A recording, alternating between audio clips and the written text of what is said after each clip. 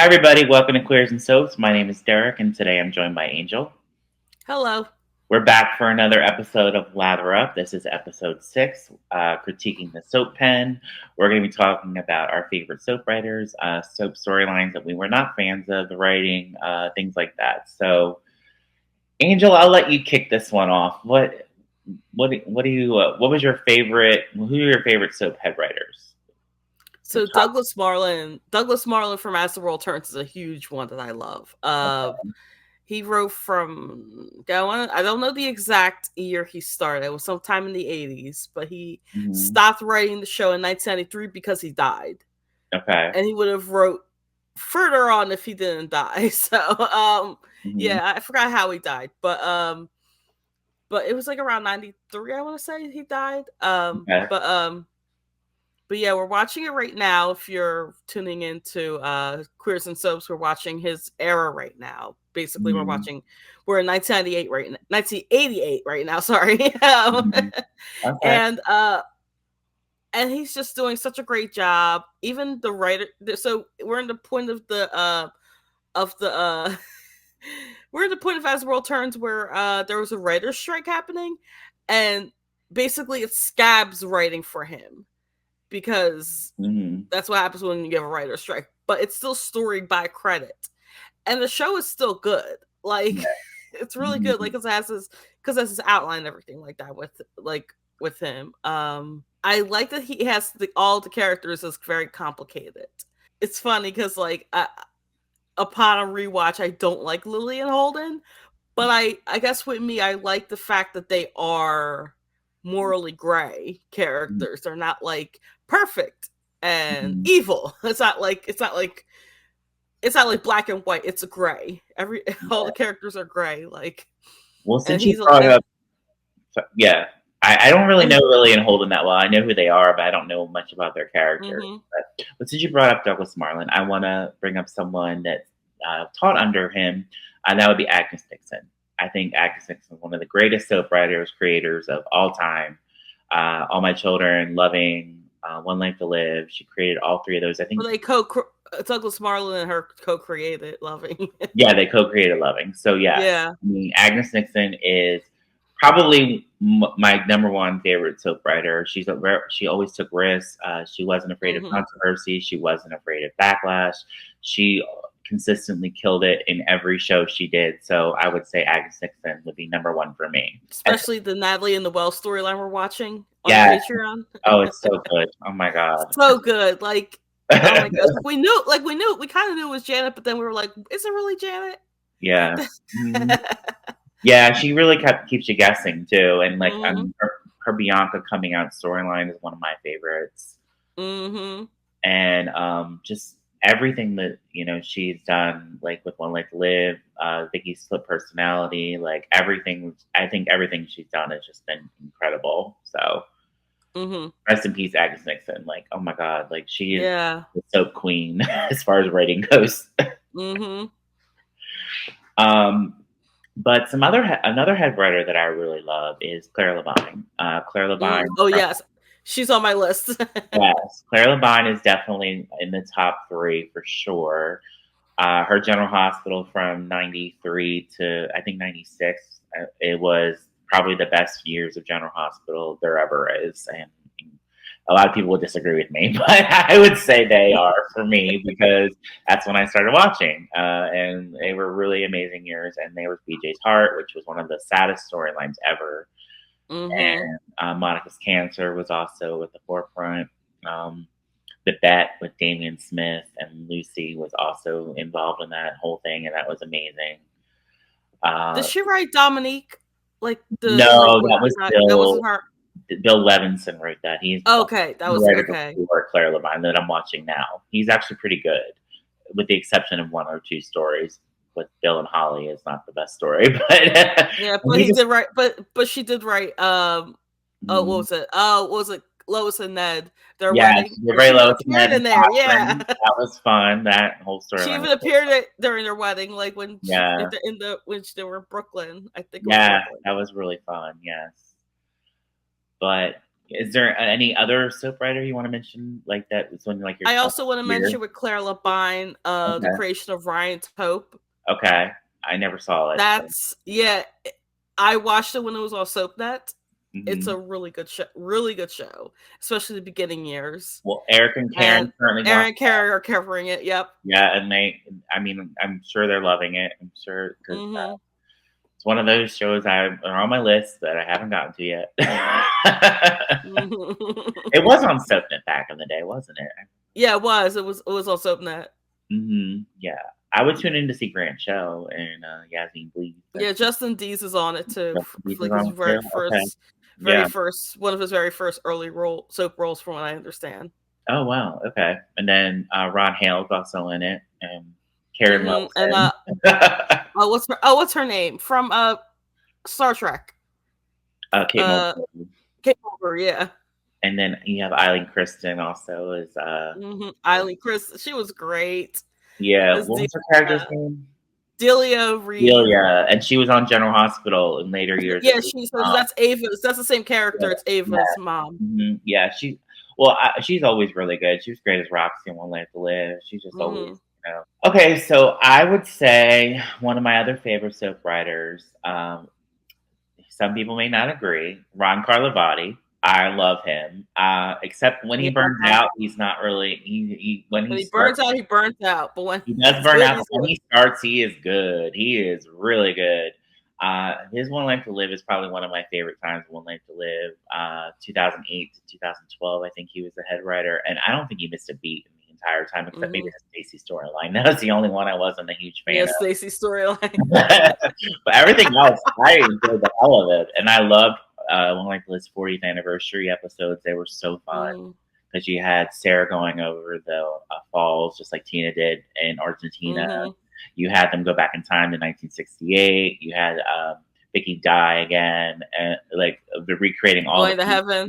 Yeah, going to heaven. You recreated all those fun storylines from the 80s. And Agnes Dixon was in that storyline too. Yeah, she was. She was showing Vicky like the clips or whatever. Yeah. And then Aaron Torpy was was there, what was her name? What was that character? It wasn't Jessica. It was Megan, the baby that Megan. Yeah, baby Megan. Yeah, baby Megan. Yeah. I don't think Jessica Tuck appeared, but she did appear at some point. But yeah, but it was fun. Like those were great years. One Life to Live. I was having a great time. And speaking of One Life to Live, another writer that I've come to love since we've been watching 1986, and I know she writes 87 as well, as Peggy O'Shea. And I think she was the head writer till 1989, and I love her work. I think she's amazing. One Life to Live is very interesting in the 80s, from 86 on, from what I've seen. And then also the writer in 89 was S. Michael Schnessel, and I really like him too. He wrote the Eterna stuff. You either love or hate the Eterna stuff. I love the Eterna stuff. It's fun. And he wrote the Eterna's great. And he wrote the Brenda Alicia Grand Baby Switch with Gabrielle involved in that. That was also really fun. That's the first storyline I ever watched on soap. So great. He was a great writer as well. But okay, anyone from the CBS side you want to mention? William J. Bell. Okay. William J. Bell, specifically for me when he was writing Bold and Beautiful, like, and I'll put in Bradley Bell too because that's his son. But even though he's burnt, he's like basically he's like at a burnout right now. Oh, poor baby. Yeah. But yeah, it's bad. But William J. Bell and Bradley Bell together on the show, like on Bold and Beautiful in like the 90s and like the early 2000s for me was like some of the best stuff on TV. Yeah. Like their writing was some of the best stuff on TV yet. Amber, who was played by Adrienne France from Sunset Beach, and then she crossed over, she became iconic as Amber. You had like Deacon, and they still had the love triangle between Brooke, Taylor, and Ridge. But there was other stuff going on. It wasn't like it was dominating the entire show. And you had Stephanie, Queen Stephanie. Yes, like she was written so good. She was able to tell everybody like how to cowlick the cabbage and everything like that. Like I just love Bold and Beautiful in the 90s and the early It was 2000s. it was good in the 90s. It was really Ashton good. and Douglas, yeah, they were both really good. Today, I'm not so And sure. a bunch of other stuff that it would take me hours to go through. Yeah. Especially Morgan. Morgan was great too, played by Sarah Buxton. Oh, I don't know why that didn't work. I was sad that didn't work because I was the last time I Yeah. probably watched Bold and Beautiful was when she was on. Okay, so I want to bring up someone from All My Children, writer that had a lot of highs and lows, but I would say mostly highs because I really enjoyed a lot of her work. Was Megan McTavish. I really, I did really like a lot of her stuff. yeah, I love a lot of her stuff. I think our first run on All My Children from '92 to '95 was her best. Mm-hmm. And you had the Pine Valley Tornado, you had the Kendall stuff, Yes. Janet coming back, like all that was incredible. Like the Julia, Terrence, Taylor triangle, like all Haley and was Charlie was she with at that time? I think it was Charlie, but yeah. All that Mm-hmm. stuff was really fun. And then you had the Tad and Dixie and Brooke, and you had Ed and Maria in the mix. Like it was just a Mm-hmm. really good couple years of All My Children. It's probably some of the best years of the show. And a However, little later with Mona's death, unfortunately. yeah. Like that was written really well. Now I think she took a break from '96 to '97. I believe Lorraine Broderick was the head writer at that time, and she did the Mm-hmm. Sky stuff, and that was fun. Yes. So yeah, That's but with why do I keep forgetting his name? What's the guy who Crystal Chappelle's husband, Michael Sabatino, Michael Sabatino. Who did he play on All My Children? Keep forgetting his name. uh, Jonathan Kinder. Malcolm Kinder. Mm-hmm. That was what she wrote. Mm-hmm. That Yeah. the Erica drug addiction and everything like that. She might have, but I think Miss Havish comes back in '97, and they were co-head writers. Okay. So yeah, and then I actually read all And the that's the stuff we're watching. Right, me and Eric are yeah. watching right now. It's going to Mm-hmm. lead to the plane crash, Maria's death, like Mm-hmm. Yeah. the theme song going sad. Like, But Megan McTavish was actually fired in 1999 because Soap Opera Digest named All My Children the worst soap in 1998. oh So wow, yeah, so she was fired in 1999, and I don't. wow. I wish soap opera publications had that much power. I know. I don't know if that's the reason, but Now, I don't know. I just read that, and I did. It didn't say that was a reason. They just kind of implied it. So I was like, wow. But I wasn't watching All My Children 1998, so I can't speak to that. But I was actually in college, so I wasn't really watching it. mm-hmm. But Megan McTavish did return in 2003 to 2007, and those are some of my favorite years of All My Children, except the Pancake Dixie death and the Josh stuff was good. Satin Slayer. A lot of people didn't like that, but yeah, I wasn't really a fan of this. And then Sarf wasn't she? Didn't she do Sarf and Zoe? She might have started that. I don't think she. Because I was the Yeah. because they were. I'll use they pronouns, unfortunately, because I Yeah. don't want to get in trouble. So on a show called Queers and Subs, I don't want to get in trouble. So they were blamed for the Satin Slayer. At one point, they were like one of the suspects for Satin Slayer. Yes, that makes sense. Yeah. But I loved her work in the 2000s. Like, I loved the Greenlee Kendall frenemy ship. I loved Zach and Kendall. I loved all that. I loved Kendall Greenlee ripping off Kendall's dress in open court and exposing her fake pregnancy. That was amazing, so fun. I mean, Megan McTavish does seem to like rape though, because Bianca was raped, unfortunately, by Michael and she wrote Erica's rape storyline in the '90s. So it all kind of circled back, but it was I can see where she was coming from with that, with generational trauma. Mm-hmm, yeah. Before there was a word for it. Mm-hmm, right. But I mean, overall, like I think she was great. She definitely had some highs and lows, but overall, I would say mostly highs for sure. I have so many writers on my list that I want to talk about. Let's talk about something we both watched. James E. Riley's Guiding Light in the '90s. Yes. Oh my God, so good. Oh my God. Especially Beverly McKenzie as Alexandra Spaulding and Michael Zaslow as Roger to the Thorpe. Those were some of the best years of Guiding Light, I think, to this day. I mean, I haven't watched but I mean, I think people would agree with me, but I haven't watched since consistently since 1993. Well, I didn't see those years, but I mean, it was enthralling. It was drew you in, and it was just really, really good. I have Mhm. rewatched some of it recently, and it's just so good. And this is before James E. Riley started his tenure on Days, before he started on Creative Passions. But like his Mhm. writing before that was just incredible. And it wasn't like supernatural or off the rails like he came to be, but like he was when he read something Very grounded for him. right when he's writing a soap that's very grounded. He's also very good. Well, since we're talking about James E. Riley, we can talk about he definitely has a style when he got to Days and Sunset Beach and Passions. He definitely has, Mhm. um, you know, I overall I loved when his influences on Sunset Beach. I thought he was amazing. Like I think he was the best thing that happened to the show because it really turned it around. It was always good, but like it just got even better when he came on. And I Mhm. also think the head writer change was also important to that as well. You had Meg Bennett stepping in and Christopher Whitesell, and that really changed the dynamic of the show, and it just kind of got it on a really Yeah, those are some underrated writers that you yeah mentioned, Meg Bennett and Christopher Whitesell, especially yeah his tenure in Days with was it Gary Tomlin he was with yes in the yeah, because like oh hmm my gosh, 2013 Days of Our Lives yeah to me like when during the wedding when Marlena accidentally exposed Kristen and Brady no sorry hmm Kristen and Eric hmm Kristen forcing herself onto Eric and then I have heard about and this then yeah yep and then the uh, and then everybody was like, "Let's watch the video." And then everybody it was Victor that said, "Let's watch the video again." And everybody yeah just was like, "Ooh, wait a minute, let's see this video." Like this and is I fun. think the first few years of Passions with James E. Riley were amazing.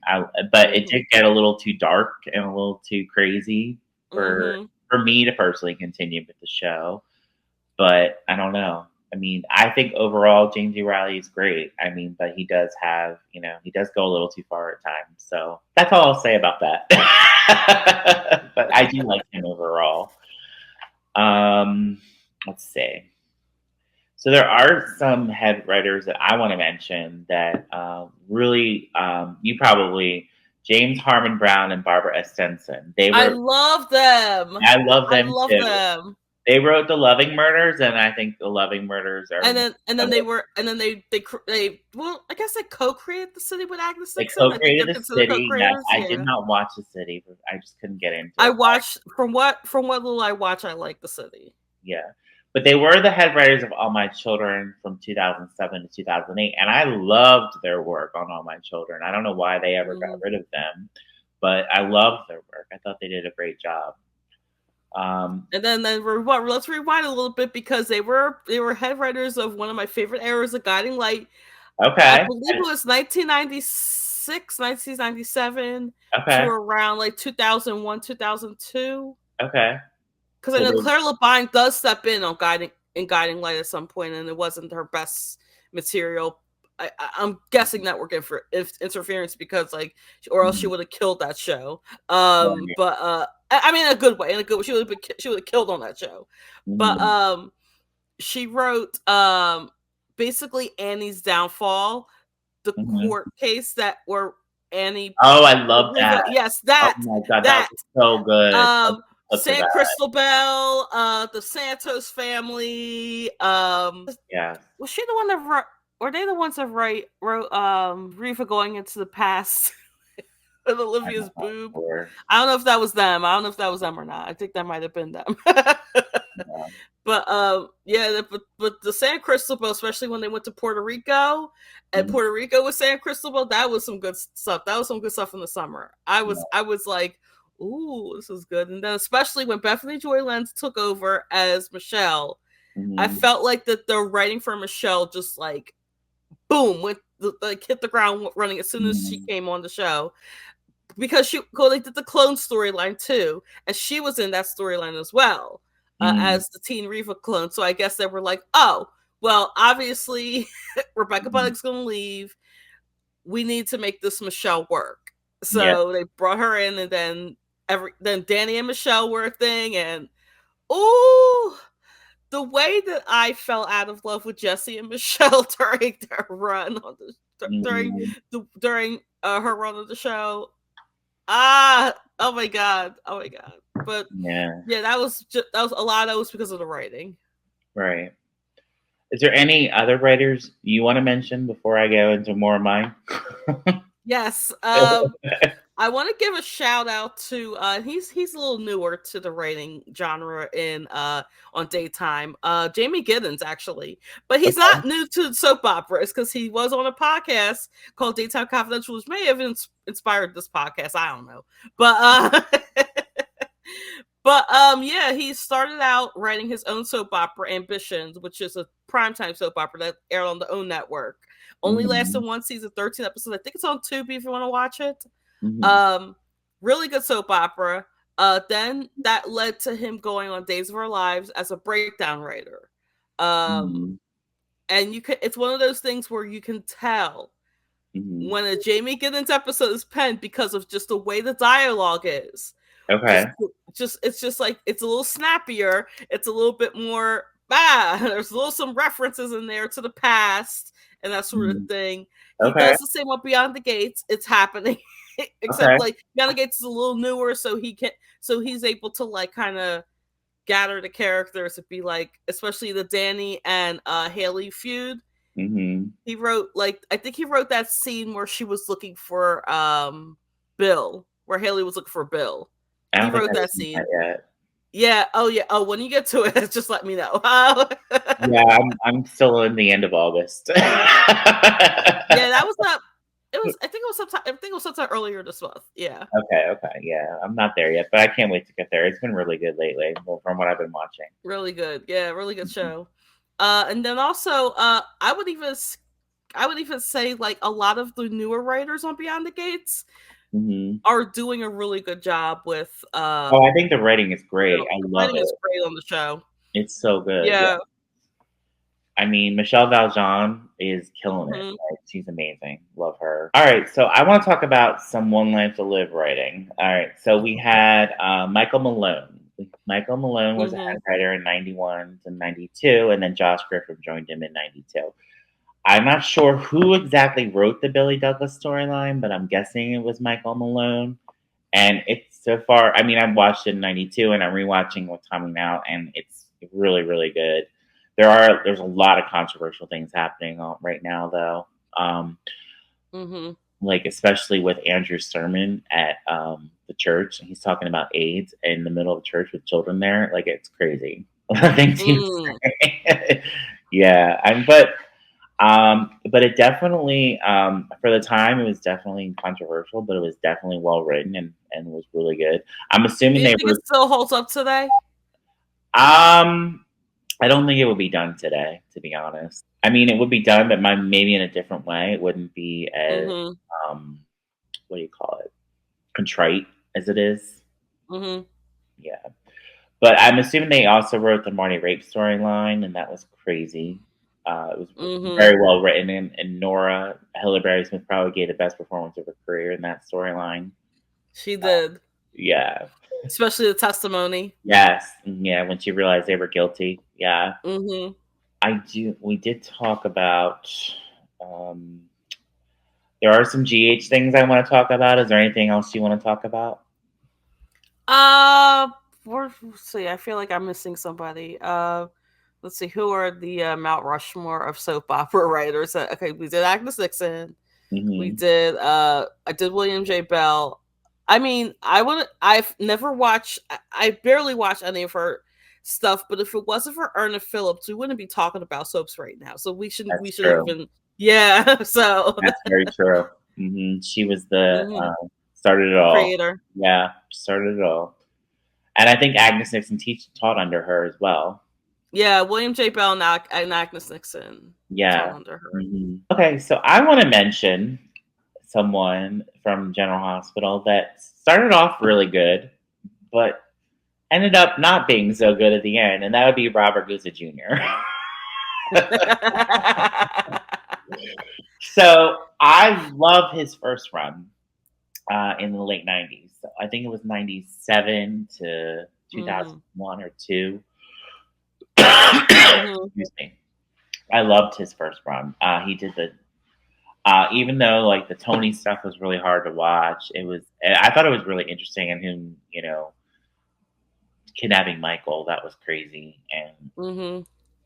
And he Didn't he also kidnap Robin too, or he no? did. He did. He kidnapped Robin. Okay. Yeah, and withheld her medication. You have held her medication. Well, he tried to get it for her. I mean, in Mhm. his defense, he did try to get it for her. He didn't. People are saying he withheld her medication. No, he didn't withheld it. He tried to get it, but he couldn't get Mhm. it. He's not that evil. But yeah. And then when Carly shot him in open court when he went on trial for that was incredibly good. Oh, that was great. That was Oh, great. I remember that. yeah. I think another. I don't know if he was the one writing during that point, but like Catherine Bell, when she fell off the parapet and then she came back in court and then fell off the parapet again and I died feel like he permanently. was. I feel like he was. So in 2002, Charles Pratt Jr. joined him, and I love Charles Pratt Jr. and Robert Goose's work on Melrose Place. Yes, I want to say that Charles Pratt Jr. is one of those people who, and if he's watching this, I would love to get a beer with, even though I don't drink beer, because I Yeah, want to pick his brain, because he's just like involved in so many like yeah, different errors and different soaps. Mhm. aspects of soaps and everything like Yeah. that. And I heard his interview on Still the Place, and I'm like, I want to get a beer with this guy.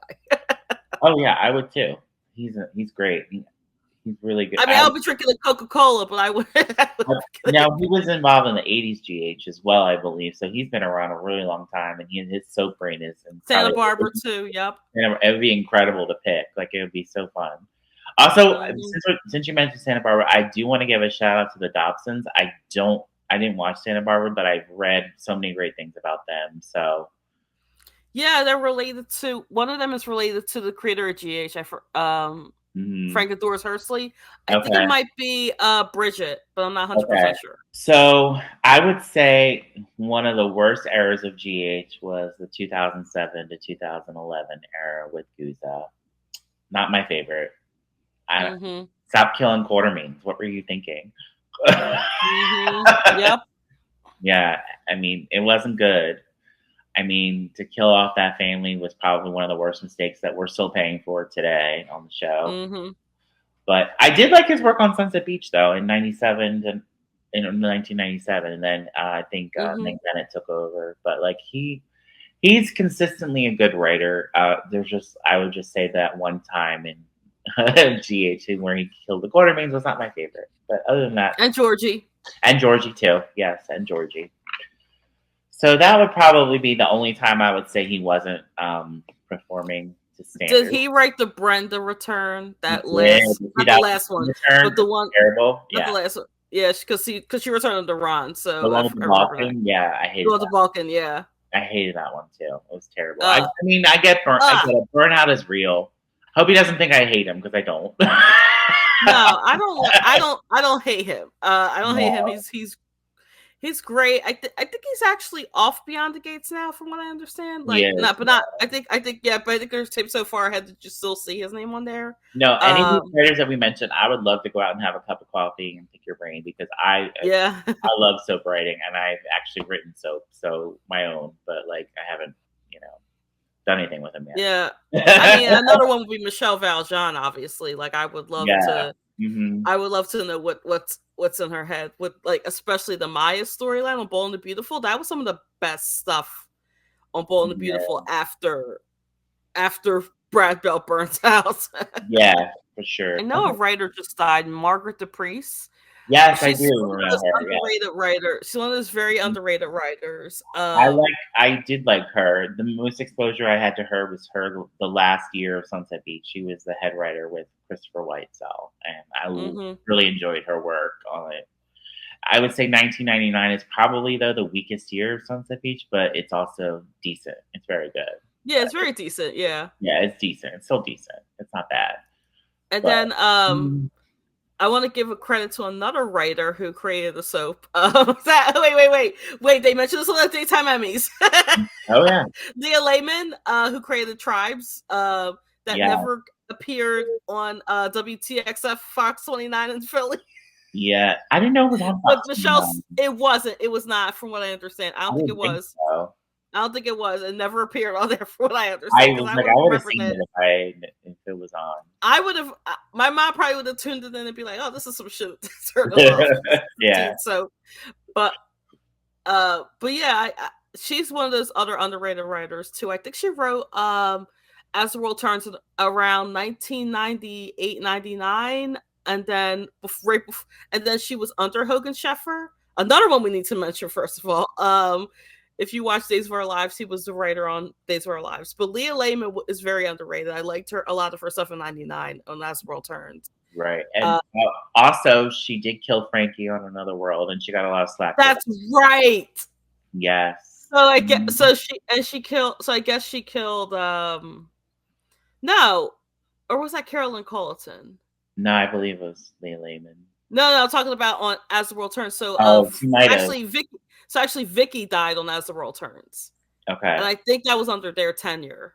Oh, Jensen Buchanan's Vicky? Oh my gosh, Just really? yeah, they killed off Vicky in a plane. Like Oh there was my a plane god. crash, and they wanted to kill her. I guess they killed her off because I guess Jensen didn't want to do the show permanently. Mhm. Okay. And they needed Jake. They needed like Jake on the show. Yeah, it was really sad. That is sad. Well, she also was a head writer One Life to Live in the early 90s, and I want to say it was like right before Michael Malone came on. And Mm-hmm. so I was watching at that time, and I liked her work. And she probably wrote from 90 to 91, maybe 92. I didn't Mm-hmm. like her work. I was watching then. But yeah, she did kill Frankie on Another World. Also, there is someone else I want to give a shout out to, and that's Sally Sussman Marina, who created Yes. Oh my Generation. girl. Oh, I love her. Yes. Okay, from what I have seen of Generations, it's amazing. I want to watch the whole thing. If you know where I can find it, comment below. Let me just bring my microphone in for a second and say she shouldn't have gotten fired from YNR when she came back. Okay. Mal Young, even though he has the same last name as me, should have never took over for YNR. Even though it wasn't too bad compared to what we have now. hmm But yeah, Sally Sussman should have still been on the show. Yeah, she's a great writer, and I think like I don't know if she wrote that cat fight with Janelle Allen and Vivica A. Fox, but it was really good. I think she did. I think that was Probably her. did. Because there was also a cat fight between Mariah and Hillary, played by Cameron Grimes, and oh my gosh, why am I forgetting her name? Oh my gosh, Hillary was played by, oh well, whatever. Oh, I don't know She her. was played by Carl. She was played by Carly Mosley for 1 second. No, it was Amanda. Sorry, she was played by Carly Mosley for 1 second. It was, oh well, great. Somebody comment below and yell at me. I know I lost my black card, but oh my gosh, what is your name? I follow you on Instagram. You are great. You are wonderful. You are beautiful. You are. And I'm forgetting your name because it's 10 o'clock in the morning. Yeah. And I haven't had my coffee yet. Anyone else? Michelle Morgan, thank you. There you go. You got it. I got it. That's her name, Michelle Morgan. Okay. I mean, that's really all I have. Is there anyone else you want to mention? We'll probably do a part two at a later date. Yeah. But I mean, Gary Tomlin's a good one too. yeah. He's always paired up with I'm good. kind Yeah, of I more think of he an did Sunset executive Beach, right? producer though. But yeah, his writing is good. Yeah, he wrote Sunset Beach. Yeah. He was executive producer of Sunset Beach.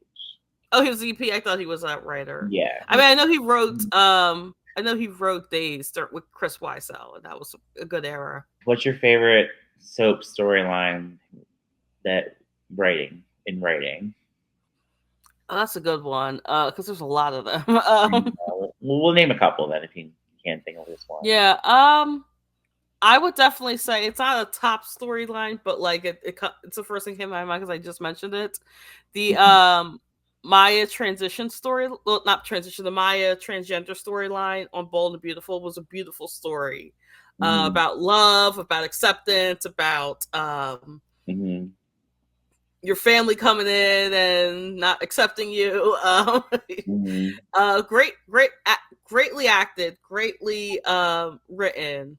Is that Like Sally all parties. Sussman who did that? No, that was so technically it's Brad Bell.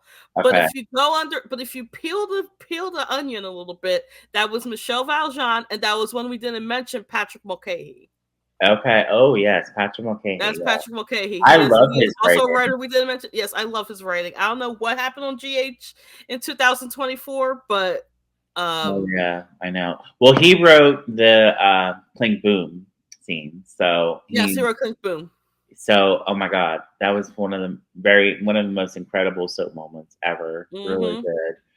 Just the way it was just so well done, so well written. Yeah, I've talked to him. I talked to him on Mhm. Facebook. He's a great guy. And I Yeah. talked to him on Twitter too when he was on Twitter. He's a great guy. Oh. Um, yeah, he's not on any social media anymore. I think because Mhm.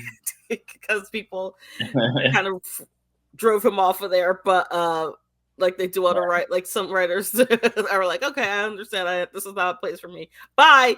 Yeah. But when I did talk to him, it was like a really like it was really cool. Like he's a really cool guy. Yeah. Mhm. Well, I mean, I would say since we're watching it, Natalie in the Well is probably one of my favorite soap storylines. It's so good. X Nixon, of Mm-hmm. course, and then you have the Loving Murders we mentioned, James Harmon, That was really good. and yeah, it was so well done, and so I can't wait. Annie's trial Annie's on trial. Guiding Light. Mm-hmm. And then I would also even say, also on Guiding Light, the what led to the divorce of Roger and Alexandra from the country club to when Mm-hmm. they were in Alex's bedroom, then like about a few days later after the country club stuff, which actually I like that over the country club scene because that was great. Yeah, Uh, that was really good. And then Minnie Patrick finding Mulcahy on out Guiding about, Light. or her Minnie's dad finding out about her affair with Roger was also chef's Yes. kiss. Yes, what she said. We watched that together. That was great. Yes, that was great. Yeah, that was And really then good. there was a scene in 1993, right after, I guess, I think it was about several months after Maureen's death, where I mean, something about Roger in this country club. He Mhm. crashes, he crashes the country club, and him and Holly talk at like kind of outside the country club, and he's like, I tried to Mhm. call you. I even went to the station where they treated me like primordial ooze. Yeah. That's a great scene. Like you Yeah. make love to me, but the idea of returning your phone call is beyond you. Like I can quote Mhm. that scene. I can quote like some of the stuff with that. Yeah. I mean, I've already mentioned most of my favorite soup storylines already, so. But all right, is there anything else you want to mention before we go? No, nothing that I could think of. Okay. Well, we'll probably, have more to think of later. So we'll definitely be back for another soap writing episode. So thank you so much for joining us today. We appreciate y'all, and we'll see you next time. Bye. Bye.